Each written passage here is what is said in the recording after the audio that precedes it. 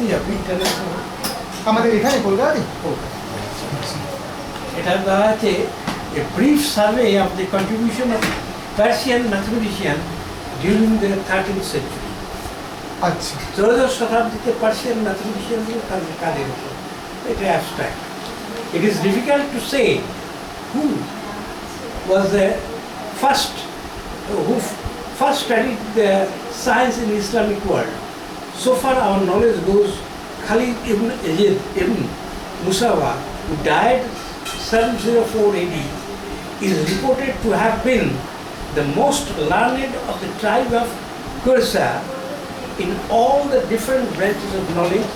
and skill in the art of alchemy in the Islamic world. While the next man was Al-Mansur, 754 to actually the second caliph of the noble house of Bani Abbas or Abbasians. The name of Harun al-Rashid at 809 AD, the grandson of Al-Mamun, is also worth mentioning in this connection. Al-Mamun,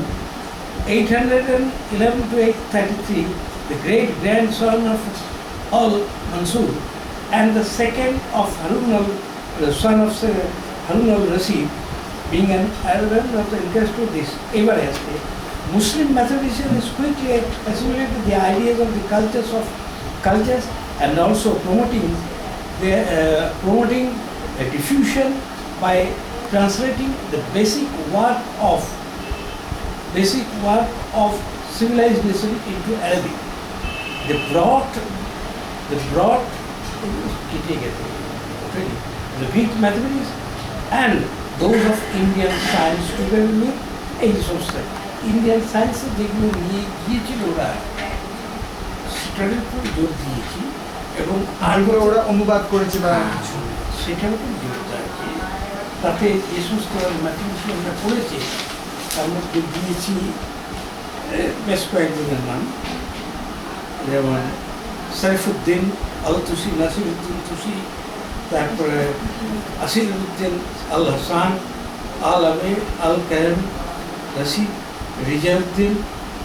Nasiruddin Ahmed এবং এর total 27 জনের নাম পেয়েছি ওই 13 century এরা সব 13 এইটা কোথায় হবে? এটা হবে ওই মানে সার নিউক্লিয়ার ফিজিক্সের উল্টো দিকে বাইরের লোকজন আসবে সমস্ত বাইরে থেকে তা আমাকে বললো যে তুমি একটা ইয়ে করো ঠিক আছে এটা অ্যাবস্ট্রাক্ট দিয়েছি এটা তো পরে আরো ফাইন না ফাইন মানে লেখাটা ওই পাতার 14-15 হবে আবার সেটা চেয়ে রেখেছি ইরান থেকে বলছে চুলের পেপারটা আমাদের ইরানের ওদের জার্নালে ছাপানোর জন্য মুসলিমরা এদিকে খুব ভালোবাসে মানে নিজেদের হেরিটেজটাকে আরো তুলে ধরার চেষ্টা করে বা আরো যা আছে ওরা রীতিমতো মাস্টার আছে মাস্টার পরে নেবে আমাকে তাহলে